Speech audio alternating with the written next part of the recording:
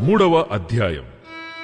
దేవుడైన యెహోవా చేసిన సమస్త భూజంతువులలో సర్పము యుక్తిగలదై ఉండెను. అది ఆ స్త్రీతో, ఇది నిజమా? ఈ తోట చెట్లలో దేని ఫలములనైనను మీరు తినకూడదని దేవుడు చెప్పెనా అని అడిగెను. అందుకు స్త్రీ, ఈ తోట చెట్ల ఫలములను మేము తినవచ్చును.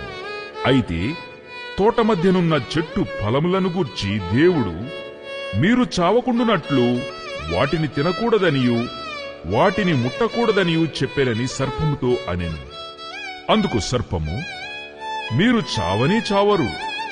ఏలయనగా మీరు వాటిని తినుదినమున మీ కన్నులు తెరవబడుననియు మీరు మంచి చెడ్డలను ఎరిగినవారై దేవతల వలె ఉందురనియు దేవునికి తెలియనని స్త్రీతో చెప్పగా, స్త్రీ ఆ వృక్షము ఆహారమునకు మంచిదియు కనులకు అందమైనదియు వివేకమిచ్చు రమ్యమైనదియునై ఉండుట చూచినప్పుడు ఆమె దాని ఫలములలో కొన్ని తీసుకొని తిని తనతో పాటు తన భర్తకును ఇచ్చెను. అతడు కూడా తినెను. అప్పుడు వారిద్దరి కన్నులు తెరవబడెను.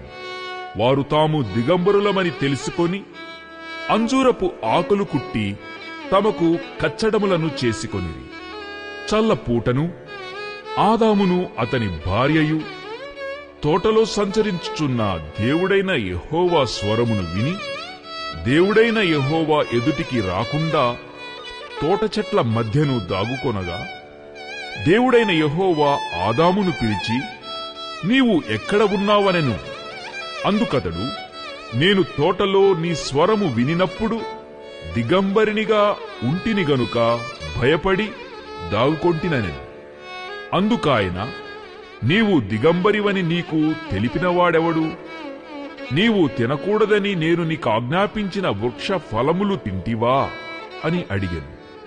అందుకు ఆదాము, నాతో ఉండుటకు నీవు నాకిచ్చిన ఈ స్త్రీయే ఆ వృక్ష ఫలములు కొన్ని నాకియ్యగా నేను తింటిననెను. అప్పుడు దేవుడైన యెహోవా స్త్రీతో, నీవు చేసినది ఏమిటని అడుగగా, స్త్రీ, సర్పము నన్ను మోసపుచ్చినందున తింటిననెను. అందుకు దేవుడైన యెహోవా సర్పముతో, నీవు దీని చేసినందున పశువులన్నిటిలోనూ భూజంతువులన్నిటిలోనూ నీవు శపించబడిన దానవై నీ కడుపుతో ప్రాకుచు నీవు బ్రతుకు దినములన్నీయు మన్ను తిందువు. మరియు నీకును స్త్రీకిని నీ సంతానమునకును ఆమె సంతానమునకును వైరము కలుగజేసెదను. అది నిన్ను తలమీద కొట్టును, నీవు దానిని మడిమె మీద కొట్టుదు అని చెప్పాను. ఆయన స్త్రీతో, నీ ప్రయాసము నీ గర్భవేదనను నేను మిక్కిలి హెచ్చించెదను. వేదనతో పిల్లలను కందువు. నీ భర్త ఎడల నీకు వాంఛ కలుగును, అతడు నిన్ను ఏలునని చెప్పాను.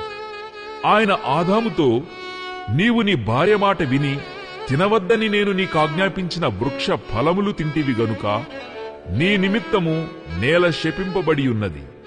ప్రయాసముతోనే నీవు బ్రతుకు దినములన్నీయు దాని పంట తిందువు. అది ముండ్ల తుప్పలను గచ్చ పొదలను నీకు మొలిపించును. పొలములోని పంట తిందువు.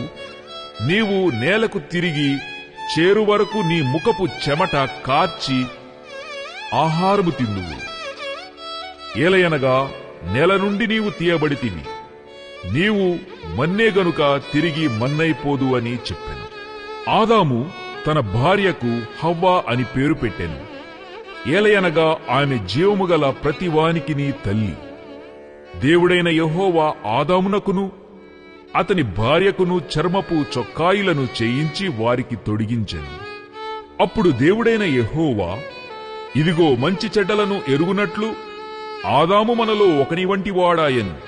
కాబట్టి అతడు ఒకవేళ తన చెయ్యి చాచి జీవవృక్ష ఫలమును కూడా తీసుకొని తిని నిరంతరము జీవించునేమో అని దేవుడైన యెహోవా అతడు ఏ నేల నుండి తీయబడెనో దాని సేద్యపరుచుటకు ఏదెను తోటలో నుండి అతని పంపివేశాను. అప్పుడు ఆయన ఆదామును వెళ్లగొట్టి ఏదెను తోటకు తూర్పు దిక్కున కెరూబులును జీవవృక్షమునకు పోవు మార్గమును కాచుటకు ఇటు అటు తిరుగుచున్న ఖడ్గ జ్వాలను నిలువబెట్టెను.